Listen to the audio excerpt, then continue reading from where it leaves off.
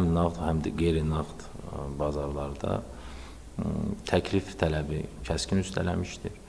Press-releasimizdə də qeyd etmişdik ki, 4 ay nəticəsi olaraq 190 milyona yaxın əhali daha çox satıb, nəinki alıb. Çünki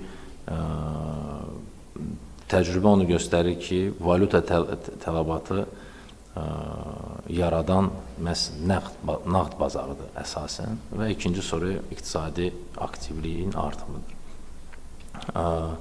Nağd bazara gəldikdə və əhalinin valyutanın satışı sözsüz ki, bizim diqqətimizdədir. Biz bunu hər gün izləyirik ki, bu bazarda nələr baş verir.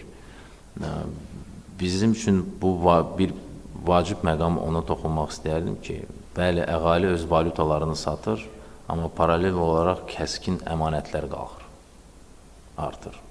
Yəni, bizim fərziyyəmiz ondan ibarətdir ki, əhali manata daha inam eləyir, daha gəlir əldə etmək imkanlar yaranıb, bank sektoru daha çox inam artıb və öz valyutanı dəyişdirib, həm sözsüz ki, cari xərclərini ödənilməsi üçün, həmçinin də yığımların artırılmasına yönəldir. Səmimi deyim, bizim gözləntilərimiz ondan ibarətdir ki, bugünkü olan situasiyada bizim gözləntilərimiz ondan ibarətdir ki, bu proses davam edəcək bu ildə.